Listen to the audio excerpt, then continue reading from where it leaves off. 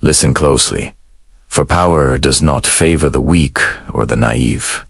True influence is crafted, calculated, and relentless. Steve Jobs, many call him a genius, was not merely talented. He understood the art of power, the way a master moves unseen strings. Today, I will reveal the technique that made him unstoppable, a strategy rooted in timeless principles I have long taught: perception, control, and the ruthless conversion of weakness into strength. Pay attention, for those who ignore these laws are doomed to follow, never lead.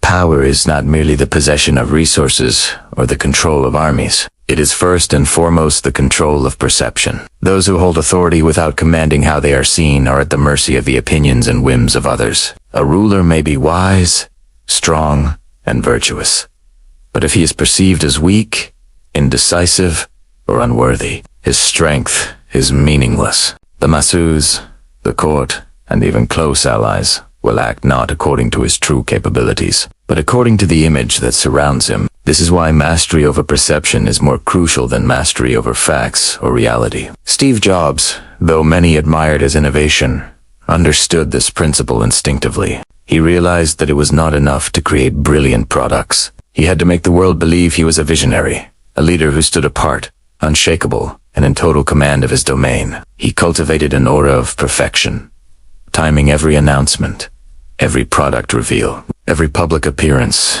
to reinforce the image of like a prince who knows that appearances can conceal true intentions. Jobs understood that perception is the bridge between potential and influence, between talent and dominance. Those who are incapable of controlling how they are perceived are constantly vulnerable. The people around them will fill in the gaps with their assumptions, often exaggerating flaws, imagining incompetence, and undermining authority. A ruler who relies solely on the truth of his abilities leaves too much power to chance. By contrast, one who shapes the narrative, who crafts the image of himself carefully, ensures that even mistakes or weaknesses are hidden behind a facade of strength. Jobs did not simply seek to be liked. He sought to be respected, feared in a subtle way, and admired universally. His demeanor, his clothing, his presentations, and even his notoriously demanding behavior were all calibrated to maintain an image of a man in total command. To master perception, one must understand the psychology of others.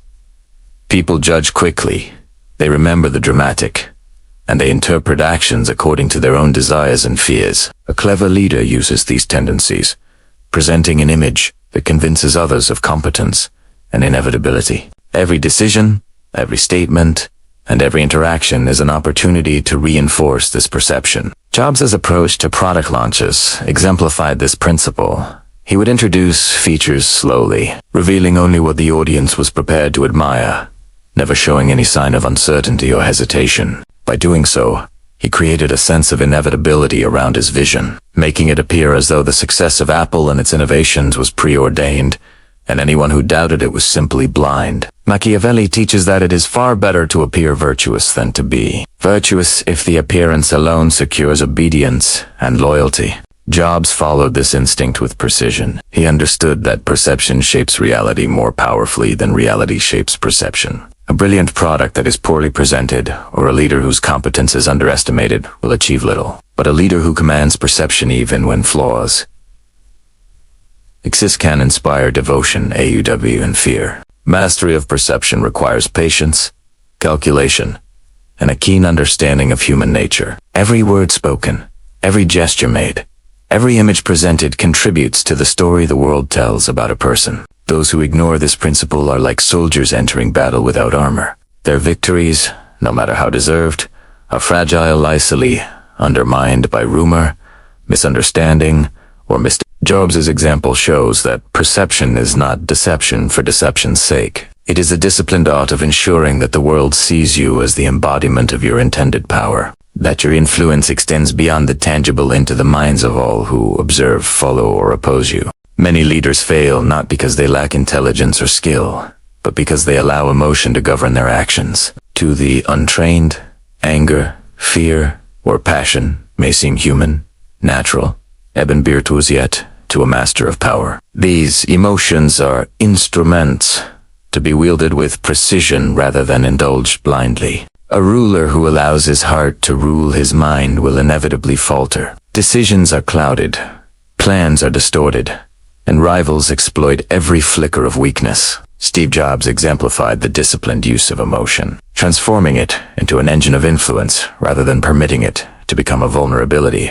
His passion for excellence was legendary, yet he did not permit it to dissolve into chaos or sentimentality. He understood that emotion, when harnessed, can compel others to act, inspire loyalty, and intimidate opposition. Anger, for instance, is often dismissed as destructive, yet when deployed with intention, it sharpens perception, signals boundaries, and enforces discipline. Jobs did not explode blindly. His reactions were calculated, designed to push teams to achieve what they thought impossible, to create an urgency that bred innovation and perfection. Machiavelli long ago recognized this principle.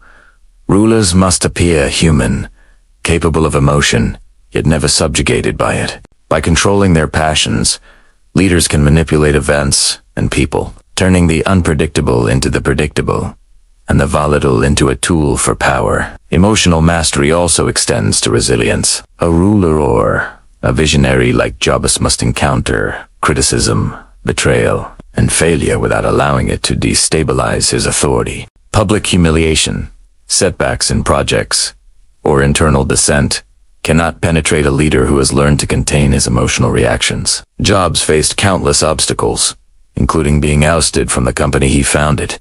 Yet he did not succumb to despair. He transformed frustration into renewed vision, a strategy Machiavelli would have praised as the ability to convert adversity into advantage. Those who lack this discipline are constantly reacting, their decisions shaped by impulse rather than strategy. When a leader loses control of his emotions, he communicates weakness, and the perceptive observer, be it ally or rival, will seize upon it. Mastery over emotion, therefore, is not merely personal. It is political. Jobs wielded his emotions as tools to influence perception. His intense focus, sharp criticism, and unwavering standards created an image of a man untouchable, driven by conviction and impervious to distraction. Employees and competitors alike internalized the power of his emotional discipline, recognizing that his passion was a force to be respected, not challenged. To achieve this mastery, one must first recognize emotion as separate from action. Feeling anger, frustration, or desire is natural, yet the reaction to those feelings must be deliberate. A true leader analyzes what advantage each emotional impulse might confer, deploying it in a way that shapes outcomes. Jobs' ability to motivate, to create urgency, and to inspire loyalty rested on this principle.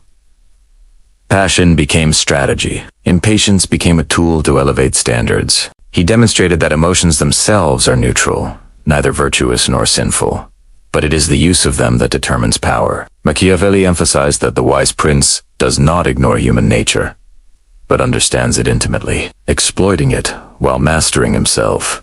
Jobs did the same. He understood the passions of those around him, their desire to succeed, their fear of failure, their admiration for brilliance and He guided these forces with precision, ensuring they served his vision rather than undermined it. In this way, emotion becomes a weapon, a motivator, a lever to achieve objectives that mere intellect or talent could not accomplish alone, transforming human unpredictability into controlled influence and turning the raw energy of feeling into the refined power of leadership. A leader who desires lasting influence must understand the delicate balance between fear and respect. For power depends not solely on admiration nor solely on intimidation, but on the careful application of both. Too much fear without respect breeds hatred, rebellion, and eventual downfall, while too much respect without fear invites complacency, disobedience, and exploitation. Steve Jobs exemplified the mastery of this principle, achieving a level of influence that made him both revered and, in moments, feared. He commanded respect through unmatched vision, brilliance, and the insistence on excellence. Yet he wielded fear strategically to ensure accountability, enforce discipline, and maintain an unyielding standard. Those who fail to balance these forces misunderstand human nature. People respond not simply to authority but to the perceived consequences of defiance or failure. Machiavelli taught that it is safer for a ruler to be feared than loved if he cannot be both. Yet this fear must never tip into hatred. Jobs navigated this line with precision. His employees feared missing deadlines, falling short of perfection, or failing to meet his exacting standards. Yet they also respected his genius, understood his intentions, and ultimately admired his vision. The fear he inspired was not mindless terror, but the anticipation of disappointment and the challenge to rise to a level beyond one's ordinary capacity. By creating an environment where failure was costly, but excellence rewarded, he ensured that his teams operated with relentless focus and dedication. The world is filled with leaders who demand loyalty or respect through either coercion or charm alone. Such leaders are fragile, because they rely on one form of control, which can be subverted, ignored, or broken. Jobs, like the prudent ruler Machiavelli describes, combined both elements. He understood that fear without respect is tyranny, and respect without fear is weakness. By instilling a mixture of both, he created an aura of authority that compelled obedience, encouraged innovation, and fostered a disciplined culture. Strategic fear also serves as a deterrent. Competitors, observing a leader whose vision is uncompromising and whose standards are absolute, hesitate to challenge him, knowing the cost of confrontation. Allies, aware of the consequences of underperformance, align themselves with precision, motivated to meet expectations, not out of servility, but because the path of least resistance is also the path of success. Jobs used subtle methods to cultivate this balance. He was capable of harsh criticism, often delivered with blunt clarity, yet he tempered it with guidance, inspiration, and the promise of shared achievement. He demonstrated that fear, when applied judiciously, can sharpen focus, encourage accountability, and compel extraordinary effort. Respect, in parallel, ensures loyalty, admiration, and the willingness of others to follow, even in adversity. Machiavelli recognized that humans are motivated by both self-interest and the desire for approval. A leader who skillfully blends fear and respect taps into both motivations simultaneously, shaping behavior, inspiring performance, and maintaining dominance over rivals and subordinates alike. Jobs' strategy shows that influence is not merely about asserting power, but about understanding human psychology and orchestrating responses to achieve desired outcomes. By commanding both fear and respect, he created an environment in which his authority was unquestioned. His vision was pursued relentlessly, and his position remained unassailable. It is not cruelty nor charm alone that secures dominance, but the careful and calculated application of both in a manner that strengthens loyalty while deterring opposition, guiding others not through coercion alone, nor through admiration alone, but through the potent combination of the two forces acting in concert, ensuring that every action, every word, and every expectation reinforces the leader's enduring power and the effectiveness of his command. Predictability is the enemy of power. When a leader's actions can be anticipated, rivals prepare countermeasures, subordinates exploit routine, and influence diminishes. Steve Jobs understood this principle instinctively, wielding unpredictability as a weapon to maintain control, inspire AWA, and dominate his domain. To act unpredictably is not to act recklessly. It is to cultivate a carefully calculated uncertainty that keeps others off balance while reinforcing one's authority. Machiavelli teaches that a ruler who is consistent in virtue and strategy may invite imitation or opposition, whereas one who adapts fluidly to circumstances, conceals intentions, and surprises allies and adversaries alike, maintains advantage. Jobs mastered this art, launching products, introducing innovations, and making business moves that defied expectation. His competitors never knew exactly where he would strike or how he would respond, leaving them constantly reactive, scrambling to match his pace. Unpredictability generates a perception of omnipotence, as observers assume that the leader's vision is beyond comprehension, making resistance appear futile. Yet this principle requires discipline and foresight. A leader cannot simply behave randomly, for chaos undermines authority. Jobs balanced his unpredictability with strategic precision, ensuring that every unexpected action advanced his overarching goals. By doing so, he transformed surprise into a tool of power, maintaining the initiative in every sphere. Human nature favors patterns. People seek to predict outcomes, to feel secure. By disrupting these expectations, a leader forces others to focus attention, adapt constantly, and defer to his judgment. Jobs' product launches exemplified this tactic.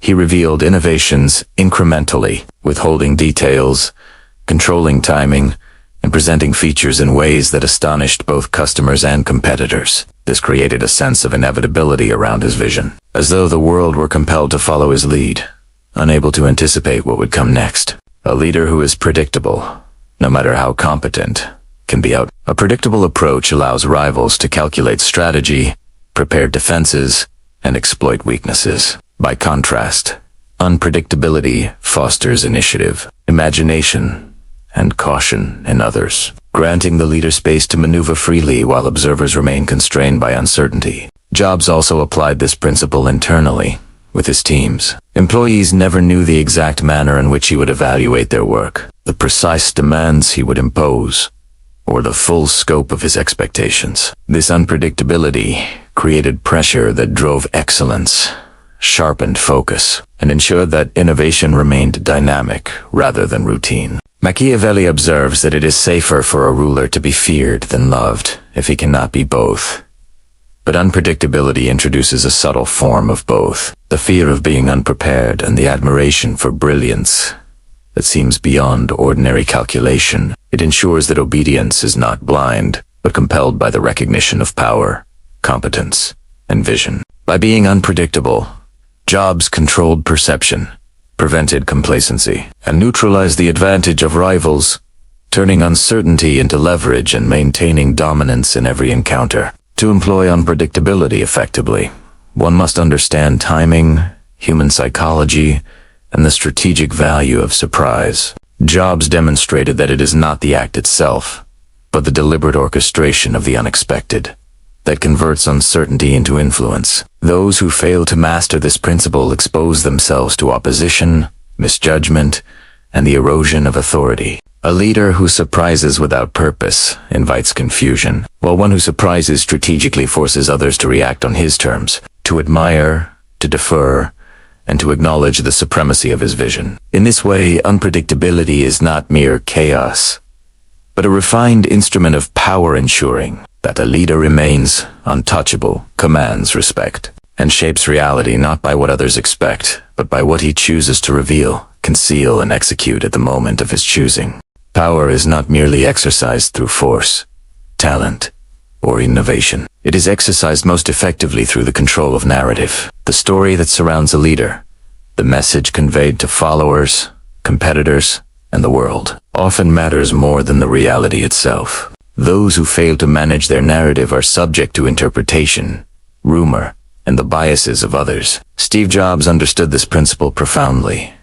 He did not simply create products. He created stories, myths, and a vision that the world could not ignore. Every presentation, every launch, and every public statement was meticulously designed to reinforce the perception of genius, inevitability, and perfection. Machiavelli taught that the appearance of power often outweighs its substance. A ruler may be wise, just, and capable, but if the people perceive him as weak, indecisive, or unworthy, his authority will be challenged. Jobs ensured that the narrative of his leadership consistently emphasized innovation, uncompromising standards, and an almost prophetic vision of technology. By controlling the narrative, he shaped the expectations and perceptions of employees, customers, and competitors alike, compelling them to act according to the story he had constructed. Humans are naturally inclined to accept stories rather than examine reality. They respond to symbols, myths, and repeated messages. Jobs leveraged this tendency expertly. The unveiling of a new Apple product was never simply an introduction of hardware. It was a carefully choreographed event that made audiences feel they were witnessing history, that they were part of a movement larger than themselves, and that resistance or doubt would mark them as inferior. Machiavelli emphasizes that deception, persuasion, and strategic presentation are legitimate tools of leadership when used to consolidate power. Jobs' mastery of narrative demonstrates this principle perfectly. By controlling what others knew, what they saw, and what they felt, he ensured that his authority appeared absolute and his vision irresistible. Narrative control also extends to how mistakes and failures are presented. Jobs faced numerous setbacks in his career, yet the way he framed these events often reinforced his image rather than diminished it. Failures became learning opportunities, temporary obstacles, or part of a larger story of inevitable triumph. The public, and even those within his company, perceived his trajectory as one of destiny rather than misstep, which magnified his influence. Those who fail to manage the narrative surrender the perception of power to others. Rumors, criticism, and misinterpretation can take root, eroding influence and inspiring opposition. By crafting the story others tell about him, Jobs ensured that even those outside his inner circle were compelled to see him as a visionary and his actions as deliberate, calculated, and unsurpassable. Narrative is not merely about external perception but also about internal discipline. By communicating expectations, values, and priorities through story, a leader aligns followers to act cohesively and efficiently. Jobs's narrative emphasized excellence, aesthetic, perfection, and uncompromising standards, compelling employees to internalize these values and to strive toward objectives